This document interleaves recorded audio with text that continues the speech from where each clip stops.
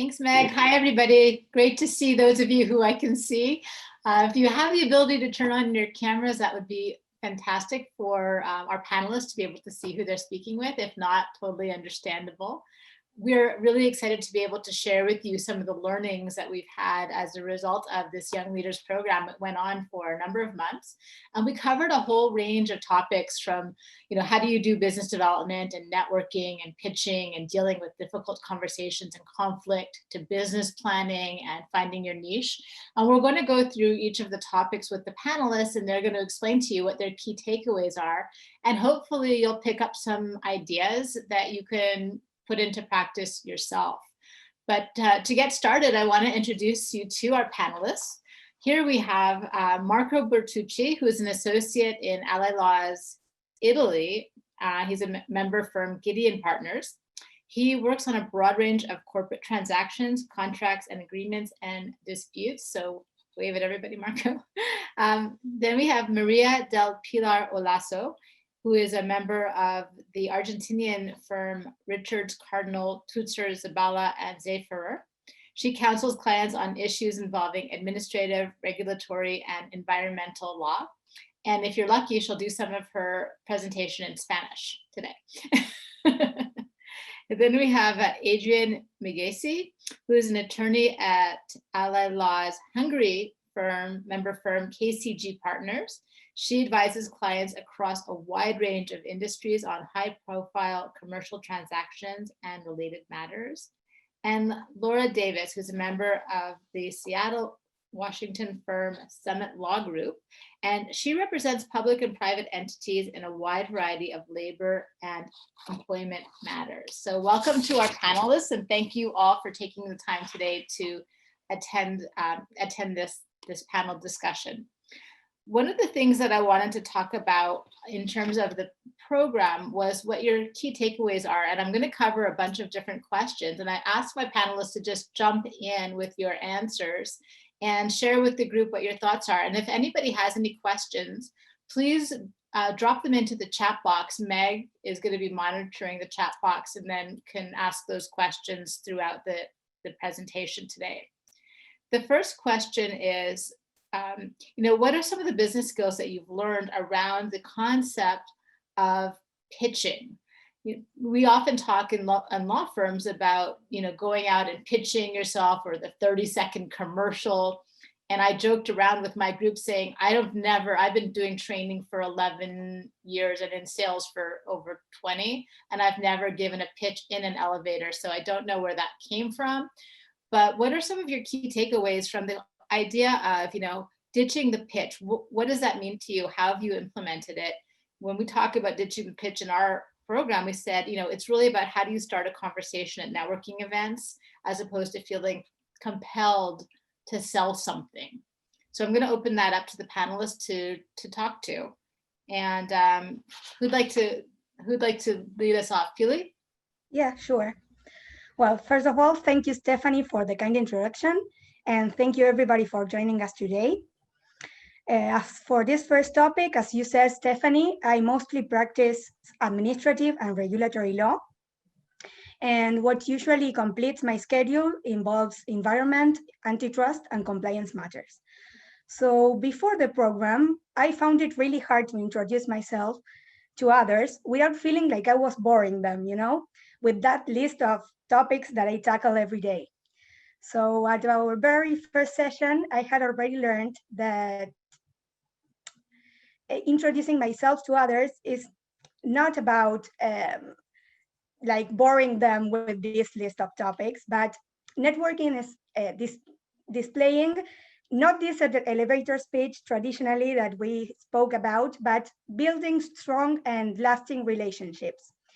And in my opinion, the best way of starting one relationship, is to be honest and describe what I'm passionate about and listening to the other person about his or her interests and goals too. That way I stopped feeling like I was trying to sell something, and I got in the path of connecting and building trust, which is actually much more rewarding. Yeah, exactly. The idea of, we don't have to sell everything that we do when we go to a networking event. We could just talk about what we're interested in to start a conversation. That's exactly it. Like, totally. Thanks, Pili. Laura? Yeah, so I am one of those people who I'm generally pretty comfortable networking. Those people who know me know that I love to chit chat. So networking is something that I actually enjoy, but one of the things that I struggled with was figuring out, like Pili said, narrowing down what I do. And I'm very excited about what I do. I love to talk about it. And so so really narrowing that down to a 15-second description was really key for me. And that really helps me to network more effectively. And it's also a helpful icebreaker, because if you can, find a way, I was able to find a way to summarize what I do. And therefore that kind of leads to more questions and more conversation, which is helpful to sort of develop that relationship going forward.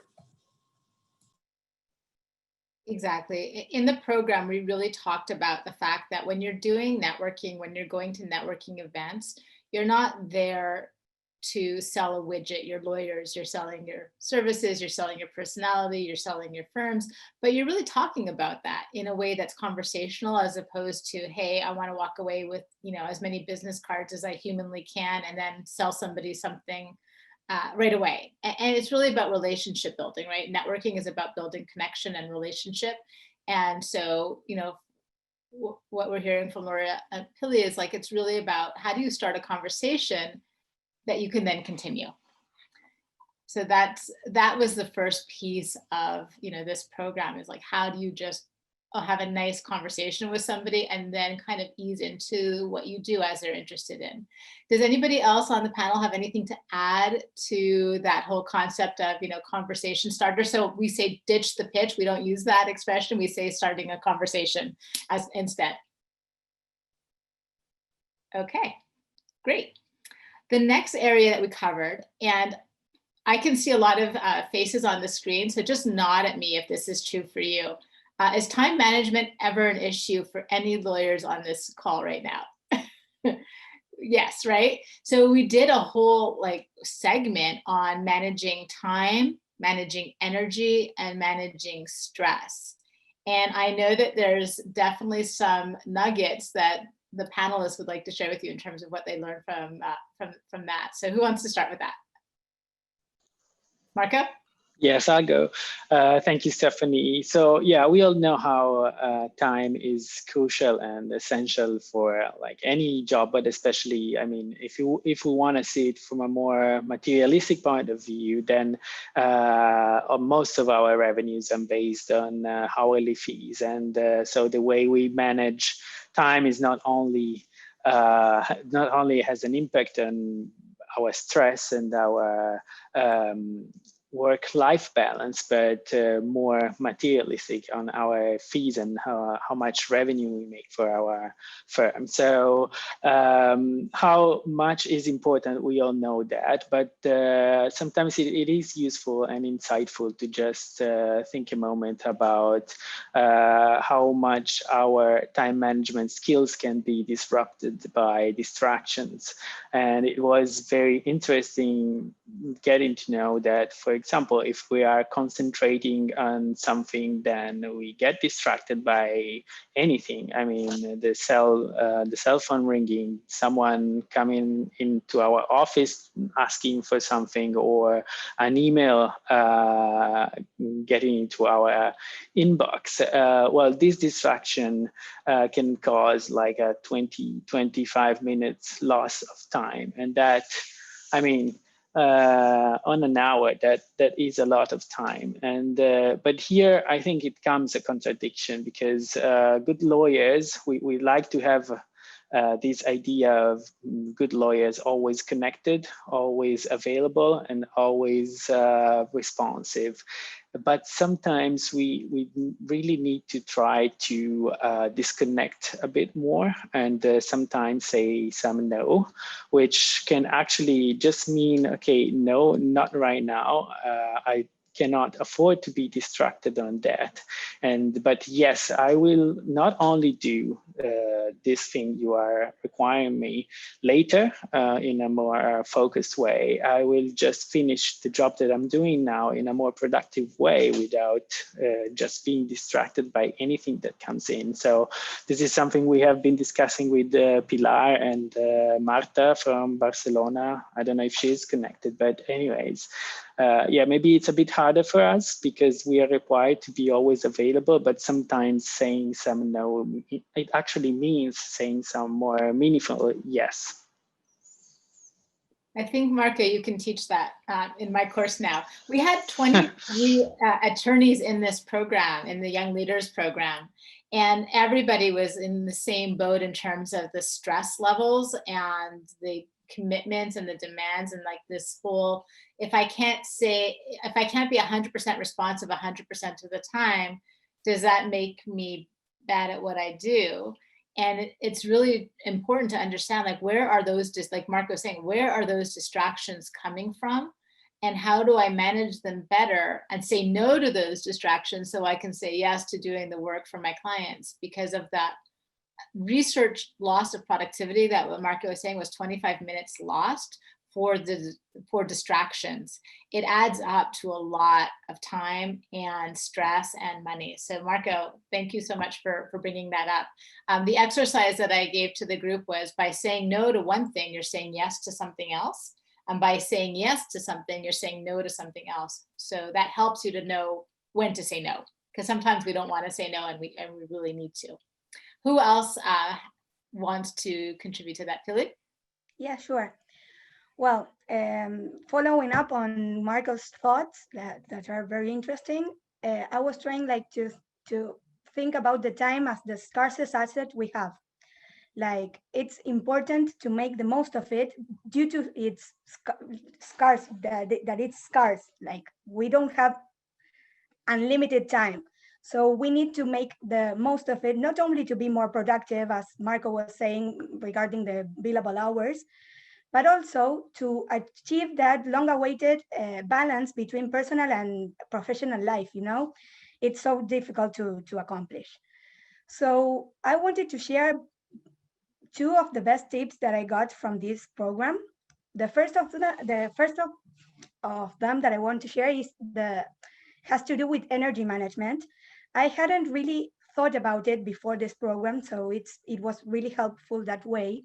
That is the importance to pay attention to your own body and to learn at what times of the day you are more focused. You know, maybe I am better working early in the morning, and somebody else is much better late in the night. So first of all, paying attention to that energy levels you're managing with along the day. And for the second part of the time management aspect, for me, that saying no to something is saying yes to other thing. It's really important to learn to set boundaries to avoid unnecessary distractions. Like when you're trying to concentrate on some piece of work that demands really a good amount of concentration, then maybe you can turn off the notifications of the email for that small amount of time, or putting on headphones when you're working from home, that it's like a door closed sign. Like, if I'm wearing headphones, I'm not available, so please don't interrupt me, even though I'm at home and maybe I'm sharing the space with my partner. So true. I mean, that was like one of the biggest things that I heard across the board, is like, hey, I'm working from home now, and nobody seems to understand that even if the door is closed, it doesn't mean you can still walk in. like, like how do I work in a space where everybody invades it? So some of the ideas that Pili brought up was like, if you wear headphones and let everybody know that when the headphones are on, the door is shut. Or I have a cone, like a construction cone that goes outside of my office when I work in a loft, and it's like if the cone is up, don't come in. So to come up with different ways to avoid exterior distractions, in addition to what Pili was saying, which is interior ones, which are pop-up notifications and things of that nature, which will take you away from your focus and use your energy accordingly so that you have good energy for when you do need to focus. Pay attention to your body in terms of that focus. So thank you so much, Marco and Pili, for that. Anybody else on the panel have anything that they also want to add to the topic of time and energy management?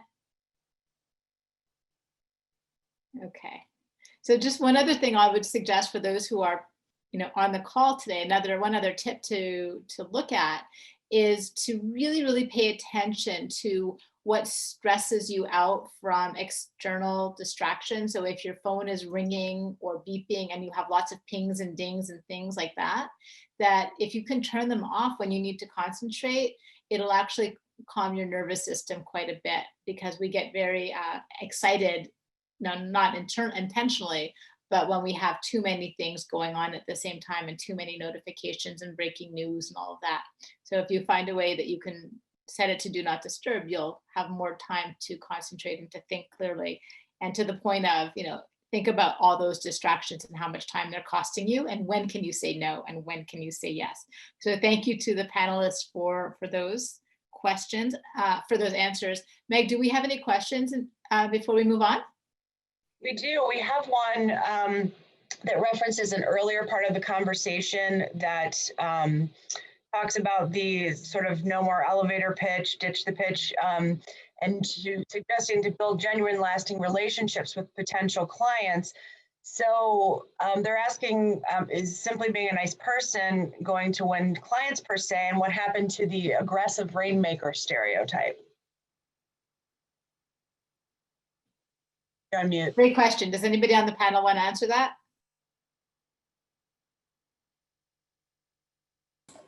I can help. Yeah. So just in my personal experience, found it more effective to be more, relatable and friendly. And I know that there is sort of this this idea of this aggressive rainmaker, but I think that networking effectively and building lasting relationships can make you an aggressive rainmaker. I don't think that those two things are mutually exclusive. I think aggressive rainmakers know how to build relationships, long-lasting relationships, really effectively. And I think one of the ways in which you do that is really honing in on what you do, how you do it, how you can be helpful. I think there's something powerful about genuine message to a client and being genuine to other colleagues too, not just potential clients. But one of the effective parts of networking is actually networking with colleagues within the legal field and getting referrals for work too. And so there's something really powerful about building those relationships that can help build your business down the road. So there might not be an immediate effect right away, but it can help, a couple years down the road when somebody remembers that they know this great person that they met at, an event, and they happen to practice this area of law. I thought they came across really great. I think my client would really like them. Let me give them a call. So I think that those two concepts aren't necessarily mutually exclusive. I think you can be an aggressive rainmaker and build lasting relationships, and that might actually help you be a rainmaker for your firm. That's a great answer, Laura. And to what Laura was saying, that when you're doing business development and relationship building, as an attorney, you're typically in it for the long game. And it's important when we say the word like an aggressive rainmaker, what comes to my mind is like a used car salesman trying to push something onto somebody who's not ready for it just yet. And I think that what we're trying to communicate in this program is that you really want to build trust and relationships with the right people who have the right network, and those relationships can then lead to new opportunities. And so that's how, and I agree with like what Laura's saying, is that can be considered an aggressive or a go-getting kind of rainmaker, but without having to push anything onto anybody at any point, because once you have that relationship and that connection and that trust, it comes organically. And that's what I've seen in working with attorneys for the last 11 years as well. And I guess certain areas of the law might be very different, like personal injury might be a little bit more different. But in general, you always want to have that relationship of trust and building trust. And that's what we taught in the program, was like, how do you build those trusting connections and relationships quickly so that eventually they will lead to opportunities that won't last, that won't take forever to get to. So thank you for that question. Meg, any other questions before we move on to the next? No, go ahead. Okay, cool. So the next topic that we covered, so we talked about the pitch, we talked about and stress management and time management. We also talked about, you know, how do you make business development a habit as opposed to, oh, I should do something. Like I should call somebody, a random act of nothingness. How do you create a system and a habit around business development so that you're consistent? One of the things that's a problem for many lawyers is they get really busy and then their business development just drops off a cliff. And then they panic because there's not business coming in. So they do business development again and it goes up and down. And the idea here was, how do you be more consistent around building your practice? So who'd like to respond to what you're currently doing or what you're trying to do now? Marco? Yeah, I go. Yeah, so even if, I mean, this way of approaching business development as a way of building relationship may lead us to think that business development is something that will come more naturally. We all have busy schedules, and although this approach makes it more natural and more enjoyable in a way, it will not make it naturally that we find time in our busy schedules to do business development. So we actually don't need to wait for to find time and to be less busy to do business development. We have to build that habit so that it sticks with us in a more constant way, as Stephanie was saying. So no up and downs, just constantly building your business development habits. And well, in order to do so, it was important for me just using some very practical tools that would help us make room in our busy schedules for business development, and and to move from like our intentions of being rainmakers to just like having things done and doing like practical and tangible steps towards like building a business development habit. And there are three things that come into my mind. Like the first one is just having a business plan draft, like where you can physically just write down your ideas and divide the things that you want to do into like big overwhelming goals and like smaller, like more practicable and doable skills and stuff that you want to do on a daily or weekly basis.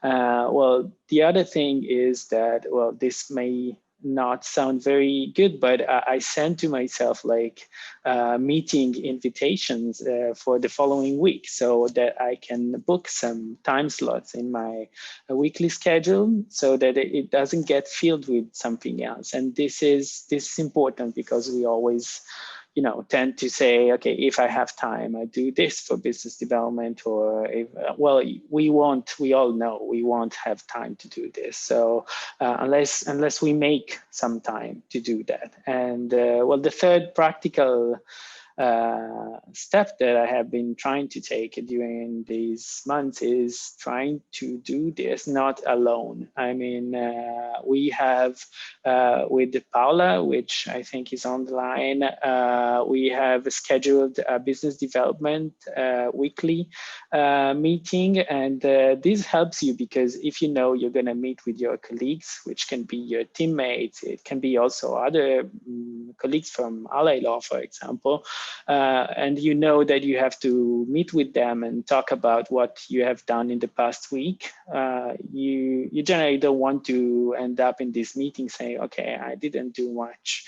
So perhaps this is just another practical tool that we can use to make business development a habit, because as we were discussing yesterday in another session, I mean, at the end of the day, we're all technically skilled and good lawyers, but what really makes a difference is being able to make business development a habit and building a relationship on the long run. I like that you get called out by your coworkers, your colleagues, if you're not doing your business development. Yeah, peer pressure. Peer pressure, I love it. But it's true, consistency is really the key to a sustainable practice, and building it into your calendar, like Marco was saying, one of the tips that he picked up from the course was, to put it in your calendar so that it's not something that you'll fill in with something else, which is very easy to do, but it's very, very consistent. And also what Marco was saying, which I really liked, was that we really encouraged the Ally Law group to get to know each other and to have meetings with one another, just to kind of start the habit of business development that started with people that you knew, you already know and like and are dealing with the same kind of issues with. So thank you for sharing that, Marco. Pilar. Well, Stephanie, thank you. Another highlight for me of the program was getting aware that business development, well, as Marco said, it can be a habit that can gradually be incorporated in my routine. It's not like this big thing that, well, I was doing this job and now I have to dedicate 3 hours a day for business development, but it's like trying to get in that neuroscience path of your brain. Like when I get my coffee every morning, I don't drink coffee, but my tea every morning. Well, I also send an email to a colleague with whom I used to work, for example. So I used to think like networking could only happen at specific events or conferences or seminars. But both the pandemic and our sessions taught me that sharing that post on LinkedIn to a client or sending that paper to a colleague is also networking. So as Marco said, like allocating some hours a month in my schedule can make a big difference. And obviously there will always be room to improve, but some minutes a day is better than nothing. So the challenge is to get in that path and start like bringing back those relationships I had in the past, and like connecting with those people and with prospects, obviously. Exactly. Like we did a lot of we talked a lot about neuroscience in the program, which we're going to get to on the next topic. But the idea that Pilar was saying was like, how do you build a new neural pathway that is established in your brain, like a new habit, so that you know that something's missing if you haven't done your business development that week, and it doesn't, it just becomes a behavior that you just do, like drinking your tea in the morning, and I'm tying a tiny habit into an existing habit. So what Pilar was saying was the habit she already has is drinking her tea in the morning, and then the new tiny habit she built was, I'm going to send an email and I'm going to build on that, and that's how you create new neural pathways. Laura, did you have anything to share on this? Or yeah, so I just wanted to build on what Pilar and Marco were saying. The biggest takeaways that I got with this topic there were two, and one of them is like what Pilar was saying, you don't have to start big. You can build on a habit. And so I think one of the natural tendencies that I know I tend to have, but I assume probably many people have, is that when they want to start something new, they want to go big. They want to go to the extreme. They want to be the best at it. And I think that's probably a natural tendency for people in the legal profession, because we all tend to be a little bit competitive. So I think one of the key takeaways is when you start creating a business development plan, you know, really starting with realistic goals for yourself, understanding your own schedule. And that can vary from month to month, from project to project. And so even if you can just reach out to one person a month, if you can just do one event a year, you can do, you know, if you can build in these positive habits, no matter how small, even if it's just little things that you do every month to build on this, you can add more and more and more. And you might find that you will start to naturally build more and more and more as you make business development more of a routine in your life. That may come up, you know, that may happen more organically. People might start reaching out to you as well. And so you might have more opportunity to build on that. The second thing that I really liked is building off of what Marco said, which is really writing it down on paper and making it feel real. So, you know, actually doing a tangible act to memorialize the time. So actually writing down a plan, committing that to yourself, and committing it to your schedule, which can be the hardest part, but it just takes a couple of minutes to do that. And then really staying committed to that. So, you know, I think when we make commitments to ourselves, that's the first to go, right? That's the first thing to sort of get knocked off the schedule, but really making a commitment to not knock it off the schedule is one of the things that will really sort of build on that positive habit. So. Great points. Like so often, and I can see, like, for those of you who have your camera on, how many of you really love doing business development and networking and like not practicing law? Just like nod your heads or shake your heads, you know, like many of you I know are like, please don't make me do this networking thing.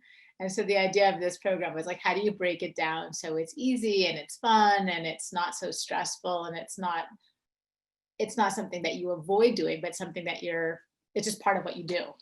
So that was part of this whole neuroscience of creating habits and behavior. And on the theme of neuroscience, I wanted to talk about another area which we discussed, and this really falls into the leadership part of the Young Leader Program, which is, you know, conflict. Very often you're going to have conflict either internally or externally with clients, within your firm, within your committees, whatever it is. There's going to always be conflict that can come up. And how are you handling the conflict? Are you handling it from a perspective of positivity, negativity, avoidance? What is it? And we talked about this in the program. And I think, Adrienn, did you want to share what your thoughts were on this one? Yeah, I would like to share some thoughts about the power of words, specifically from management. So if a manager or a leader asks a trainee about a specific report and how they get to that conclusion, the way that the leader asks that question may have either shut down them completely or open up and give the leader a lot of information. So we often ask questions such as, why did you do that? What were you thinking? And that may end up really, really negatively, because the reason that it ends up negatively is that because of those types of questions, people get very defensive. So instead, leaders should try another approach, and this comes from the world of neuroscience. So as the questions like this, I'm curious to know how you get to that conclusion, or walk me through the steps that led you to that conclusion. These are the ways which help people to open up instead of getting defensive, and I think it may last in better results in their job. And so are you doing that differently now for yourself, Adrienn, in terms of how you communicate? How's it going? Better. So the idea around the neuroscience, which Adrienn was talking about, and the whole shutting down thing, it's been really researched in terms of how people react to negativity versus positivity. And if you want somebody to shut down, or just turn off completely, or just push back, if the way that you address the issue will cause them to have that kind of reaction. So like Adrienn was saying, if I say, hey, Daniel, why did you do that? Immediately, Daniel's going to feel defensive. Like I have to defend myself versus, hey, walk me through the steps that got you there. Whereby Daniel can then open up and express what went on, so that you're not in conflict, but you're getting resolution together, as opposed to going into this negative response, which is like fight, flight, freeze, or appease. So we did a lot of talking about that, and we also shared 5 different models for dealing with conflict. And sometimes it's, you want to choose which model you want to work on. So thank you, Adrienn, for sharing that. Does anybody else have any other comments on that? Marco? Yeah, I'll just add something. I mean, this topic is kind of in between like conflict management and in general and like neuroscience. But what was important for me to keep in mind is that, okay, generally and this is what came out in the breakout groups and also the discussion during the sessions. I mean, we tend to have one preferred way to deal with conflict that comes from our environment we have been growing up in, or our roots or whatever. But for example, as Laura was saying before, lawyers tend to be a bit more competitive than perhaps other people that are doing other jobs. Or if I look at my personal experience, I've been growing up with siblings in a noisy and loud family. So the competitive or conflict seeker approach, which may be useful to solve certain conflicts, well, it's not always the best idea. So we should just try to think a bit more strategically and try to understand what type of conflict we are facing at that particular moment, because the approach that would naturally come out may not be the best approach to solve that specific conflict. I've always been a conflict seeker, meaning that I don't like conflict, but whenever I find there is a disagreement, I prefer to bring in that out as soon as possible. But that may not be the right solution. For example, if it is best to solve that conflict in a later moment, it is better be a conflict avoider at that time and then try to solve it later, and maybe you have better chances to do it in a most effective way. Yeah, exactly. We talked a lot about, the way that most people handle conflict, it was learned from whatever happened at home. Like, like Marco was saying with your siblings, the way that you react to your siblings, the way that you saw your parents fighting, the way that if you were on a sports team that people fought, that's sometimes how we deal with conflict, because we haven't learned anything differently. So to pick up, to learn different methods and approaches to handling conflict. And like Marco's like a conflict seeker, now we know. Okay, and anybody else? We have like another minute for this topic. Does anybody else have something to contribute?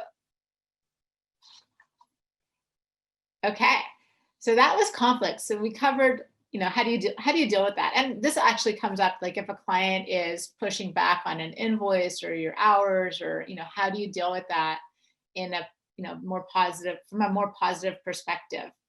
The other topic that we covered was niche marketing. Like, how do you as an attorney identify what niches you want to work in? And it doesn't mean that you're pigeonholed just to one niche, but to know how to communicate what you do to the right market. And does anybody have any thoughts about that? Laura, maybe, did you? Sure. Yeah, so I enjoyed learning about this topic. And, one of the things that I really learned was to sort of analyze my practice and determine what types of work I'm really drawn to and what types of projects I'm really drawn to and how I can build on that. And, developing, I think, a niche is not a specialty. It's not, pigeonholing yourself into a particular area of practice, like Stephanie was saying. And it doesn't, it really doesn't mean that you can't stay open to a variety of projects or that you have to narrow your practice at all. And, I think it's healthy and natural to be open to different work at different times and different types of projects. But one of the things that I learned was really to analyze what it is that I really enjoy doing in my practice and what I feel that I'm good at in my practice, and take the time to sort of seek out those projects or communicate with others in my firm that I'm interested in those areas and that I'd like to develop my skills even more. And that's also useful. We were talking earlier about, ditching the pitch and sort of how you communicate to people and how you market yourself, communicating to people externally, but also internally too, about, what types of work, you can sort of be a good referral for. So if somebody has a project that involves, litigation, that's a discrimination and harassment claim, for example, if that's something you're really interested in, then they can refer that work to you or ask you questions and see you as a resource for that. So, and one of the things is on that as well is that for everybody who does enjoy a particular type of project, there's also the opposite. There's also somebody who doesn't enjoy that type of work too. And so that really creates an opportunity to work with others internally and externally to play off of those skills that you have. So it ties into your pitch, your ditching the pitch segment also, and just sort of internal and external networking. So great points. It's so true. Like you doesn't mean you're only defined by one thing, but it helps others know how to refer you if they know what area of practice you're in, versus to say, I do this and this and this. And yeah, I'm sure you will do all of those things, but who do you like to work with the most? And that way, if I'm meeting somebody at a networking event, and I know that Laura likes to do, employment law for Fortune 100 companies, and I'm talking to a Fortune 100 company and they're complaining about their law firm, I'm like, oh, I have the person for you, because it helps me identify that. So that's where we find like niche helps in terms of for other people to refer work to you and for you to refer others work. And especially within allied law, that helps a lot too. And we have some examples that we'll share with you about how just from this group, people were able to help each other out in different countries just by knowing what they do and who they do it for. So we're going to get to that in a second. That's like a little teaser commercial. The last part that we'll share with you is this whole concept of relationship building and building up your network. It's really important to nurture and feed and water and take care of your network, because it will result in opportunity for you. And we've covered that quite a bit in terms of how to do that. And I think, Adrienn, did you want to share your thoughts on that? Yeah, I have a personal story. So if that. let me, I would like to share. So during the program, we were encouraged to use the time between two sessions to establish and deepen connections with other Ally Law members. So there we had breakout rooms during the session, and we've scheduled one-to-one meetings between two sessions. And I met an Ally Law member who is a German lawyer. He's working on the field of IP and IT law. And just 1 week later that we had that conversation, our firm got an engagement from a client in an EU trademark matter, which raised several questions. And I needed someone. I needed a quick brainstorming with someone who has experience in this field. So I reached out to Sebastian, who shared his thoughts regarding the matter, and he helped me a lot. So I think this is what this program is for. Love, love, love that.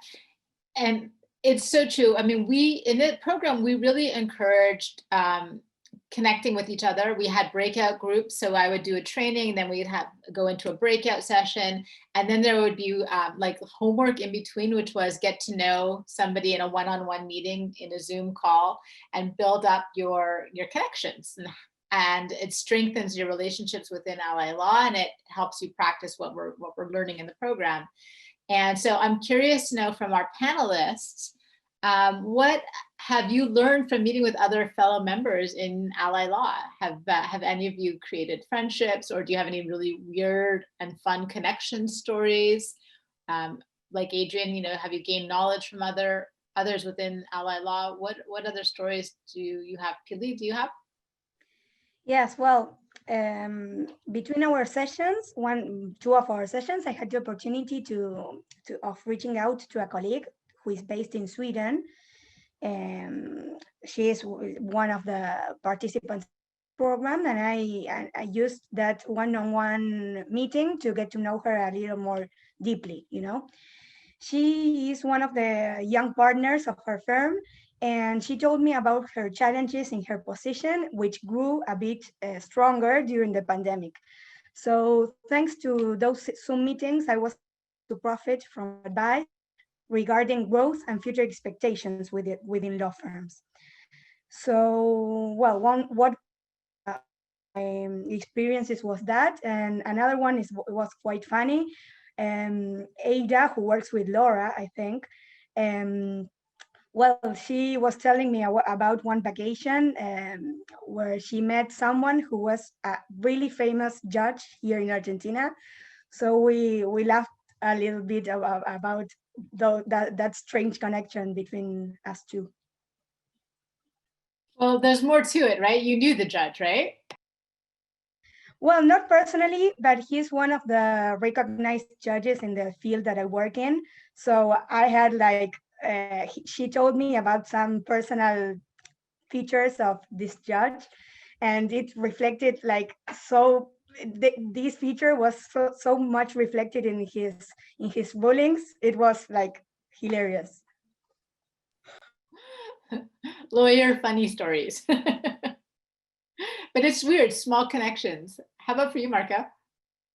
Yeah, I actually met in person Prokopis. I don't know if he's connected, but I happened to be in Greece this summer. So I thought, okay, why don't we try to meet with Prokopis and his colleagues from your legal partners in Athens. And we did. I met him. I met Marina and Maria and other colleagues from your legal partners, Greece. And yeah, I mean, we have something we are following together, litigation in Italy, and it just made it easier to to interact and take the phone and maybe ask informally something rather than writing a formal email. It just makes it much easier when there is a connection and when there is like a relationship that has been built on common grounds of interest. And yeah, the other more general thing that I've learned is that we have much more in common with Ally Law members than perhaps we may think of at the first place. And I mean, and this is, I think, particularly true for more junior lawyers. So we tend, I mean, I personally tend to think that, Ally Law is a place where more senior partners and delegates meet, but the truth is that there is a lot for us to share as well with many members and even junior members of the Ally Law team. So yeah, I mean, we should just try to exploit these connections that are already somehow made because we have common goals, we have common interests, and there is a reason why we're all in here today, and we are all more or less following the same sessions during this conference, and we should take advantage of this. Yeah, it makes networking a lot easier when you already have a network established for you, right? Does anybody else have any other connections, stories from, or funny coincidences? I see Mitri's on. I know she had one. Do you want to share it, Mitri? I did wonder whether it was coming. You knew it, you know it. So Mitri is from the law firm. Why don't you just introduce yourself, Mitri? Just. Thank you. So I'm a corporate associate in the Ally Law firm Edwin Co, and I attended the course that Stephanie and the rest of the panel have been talking about this afternoon. And my really quirky story is that I joined the group and made contact with Simona, who works in New York, and it turned out that by sort of ethnic origin, both of our families' ancestry comes from the same state in India, which is really mind-blowing because I rarely get to meet anybody with that kind of ethnicity. So that was a really, really interesting connection.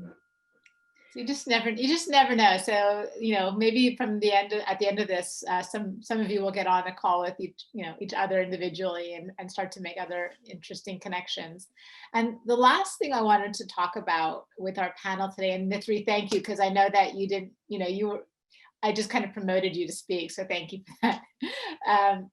But the last thing I wanted to talk to the panel about was this whole idea of ally law, because many of our panelists really, they're like, yeah, sure, I'll take this program. I'm not sure what ally law is. It sounds like I know the partners go, or the delegates get to go on all these great trips, but yeah, sure, I'll do it. So what have you learned, about ally law as a result of this?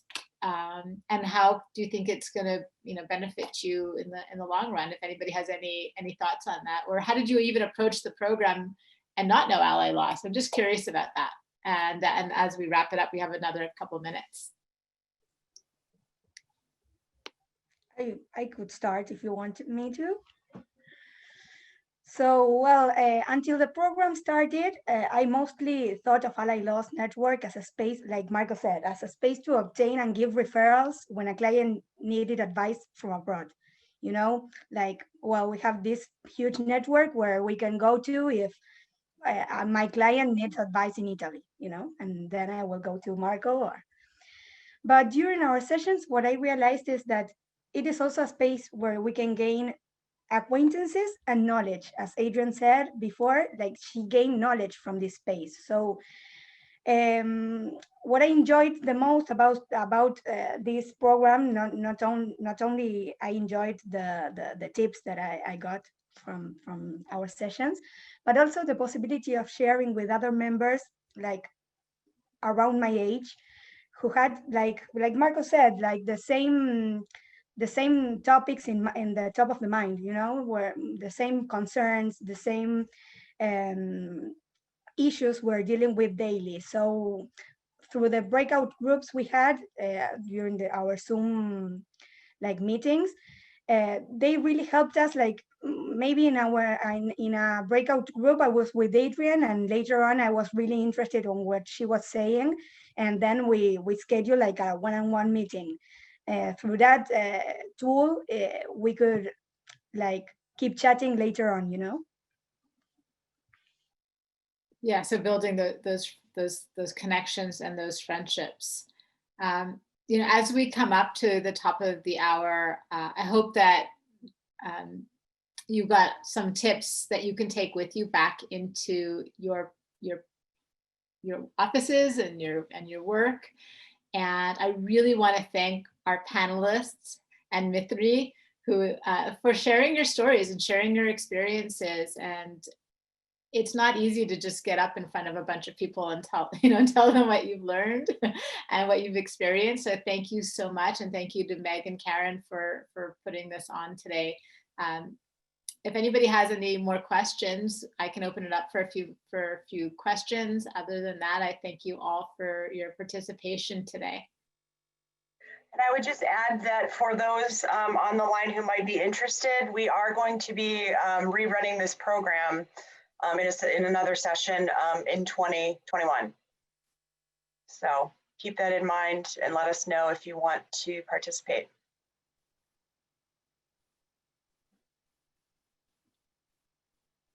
Great. Great. Meg, I'll pass it on to you to wrap it up then. Yeah, thank you again, everyone.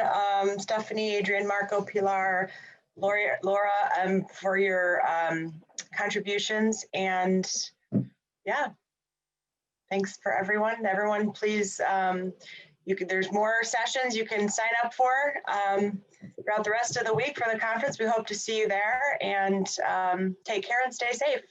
Thanks, everybody. Thank you. Thank you. Bye. Bye.